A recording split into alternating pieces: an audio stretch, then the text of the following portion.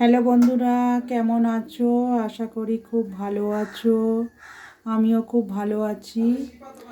আর আজকে আমি চলে আসছি তোমাদের সাথে বেগুন আলু আর ইলিশ মাছ। দেখো, ইলিশ মাছটা আমি পুরো নুন হলুদ মাখিয়ে নিয়েছি। নিয়ে কড়াও বসিয়ে দিয়েছি, বসিয়ে তোমাদের সাথে কথা বলছি। দেখো, তেলটা কিন্তু গরম হয়ে গেছে, ধোঁয়া উঠছে। এবার আমি চলে আসছি তোমাদের সাথে। মাছটা কিন্তু একটু ভালো করে ভেজে নিতে হবে। তেলের ওপরে মাছটা দিয়ে দিচ্ছি, করে দিচ্ছি আমি। পুরো একটু ছাঁকা তেলে ভেজে নিতে হবে মাছটা।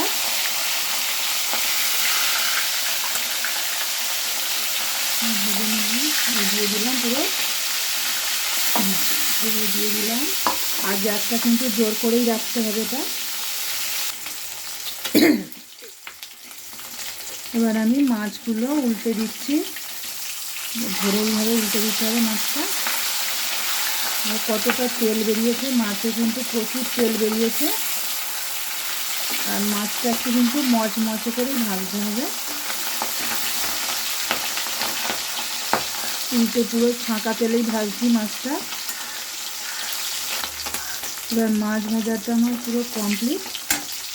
মাছটা আমি তুলে নিচ্ছি এক পিস করে। মাছটা যাতে ভেঙে না যায়, একটু আস্তে আস্তে করে তুলতে হবে।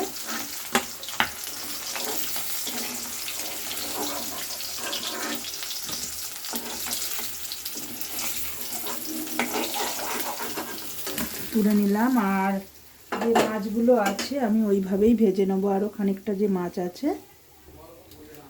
এবার হলো, তেলটা তো গরম আছে, আমি এতে দিয়ে দিচ্ছি এক পিস তেজপাতা। আর এটা পেঁয়াজ কুচি করে রেখেছি, তোমরা দেখতে পাচ্ছ। পেঁয়াজটাও দিয়ে দিচ্ছি, পেঁয়াজটা দিয়ে দিলাম। দিয়ে ভালো করে নাড়াচাড়া করে নিতে হবে। আর আমি মশলাটা রেডি করে নিয়েছি, তোমাদের দেখাই। এটা হলো, পেঁয়াজটা খুব ভালো করে নাড়িয়ে নিচ্ছি। আর মশলাটা তোমাদের বললাম রেডি করে নিয়েছি। দেখো, এটা হলো, আমি জিরে দিয়েছি, লঙ্কা আর রসুন দিয়েছি, হ্যাঁ, আদা দিইনি এতে। এটা আমি তেলের ওপরে ঢেলে দিচ্ছি, পুরো তেলের ওপরে একদম দিয়ে দিলাম। মানে তেলের ওপর বলতে কি, পেঁয়াজটার মধ্যে দিয়ে দিলাম আমি। দিয়ে নাড়িয়ে নিচ্ছি। এটা বেগুন আলু আর ইলিশ মাছ হবে। খুব ভালো করে নাড়িয়ে নিচ্ছি। এবার আমি মশলাটা হালকা করে একটু নেড়ে নিলাম। নেওয়ার পরে দেখো, আলুটা কেটে রেখেছি পিস করে করে, আলুটা দিয়েও দিচ্ছি। আলুটা দিয়ে দিলাম। এবার আমি এতে দেবো নুন। নুন দিয়ে নিই, 1 চামচ নুন দিলাম। 1 চামচে হবে না, আরও খানিকটা দিতে হবে। তো নুনটা দিয়ে নিলাম।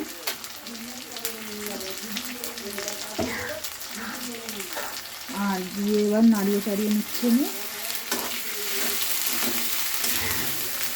আর একটু সামান্য, একটু মশলাটা লেগে যাচ্ছে, একটু সামান্য জল দিয়ে দিচ্ছি। এটা দিয়ে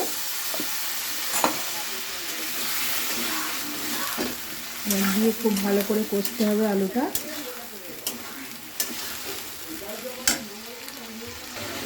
খুব ভালো করে কষে নিতে হবে আলুটা। খুব ভালো করে কষতে কষতে একদম, মানে একটু তলায় লেগে যাবে। এবার একটু হলুদ দিয়ে দিই।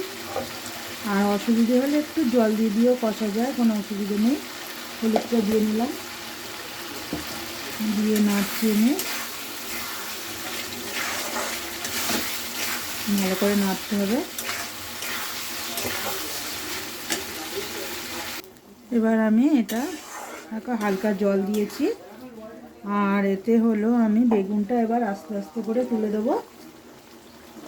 বেগুনটা দিয়ে দিচ্ছি, অল্প বেগুন দিলাম, পুরো দিইনি এখনো আমি। দিয়ে একটু নাড়িয়ে চাড়িয়ে নিচ্ছি। বেগুনটা দিয়ে এইভাবে নাড়তে হবে বারবার। আর এতে আমি দিয়ে দিচ্ছি, এটা পুরো বেগুনটাই তুলে দিলাম। এবার আমি একটু এটা চাপা দিয়ে দিলাম, বেগুনটা তুলে দিয়ে একটু চাপা দিয়ে দিতে হবে। এবার আমি এটা নেড়ে দিচ্ছি, বেগুনটা দিয়ে একটু চাপা দিয়ে দিয়েছিলাম, এবার একটু ভালো করে নেড়ে নিচ্ছি এটা।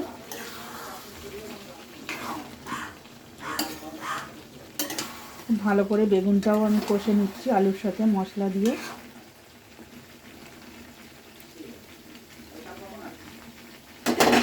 চাপা দিয়ে নিই আবার।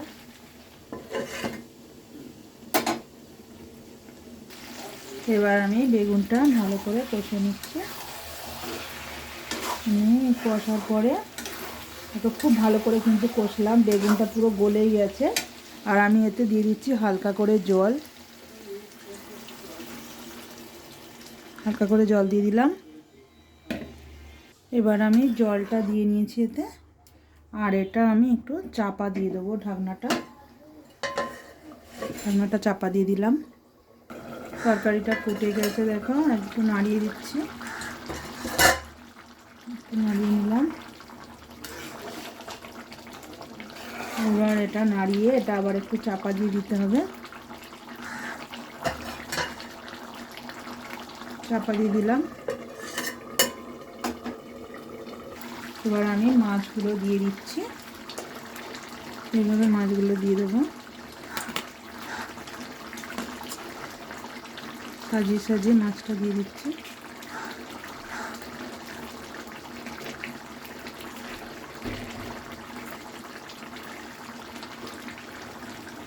দিয়ে দিলাম, এইভাবে পুরো সাজিয়ে দিতে হবে। আর আমার বেগুন আলু মাছটা প্রায় রেডি, আচ্ছা। আর টকবক টকবক করে ফুটছেও, বারবার ধরে একটু নাড়িয়ে দিতে হবে, তলায় লেগে না যায়। আমার বেগুন আলু মাছটা পুরো রেডি, দেখতে পাচ্ছ একদম পুরো একদম দেখো তলায় ঝোলটা পুরো মরে গেছে। আর কেমন লাগছে আমায় কমেন্ট বক্সে জানাবে, আমি কমেন্ট করে উত্তর দিয়ে দেবো। আর ভালো লাগলে একটা লাইক একটা শেয়ার করে দেবে বেশি বেশি করে।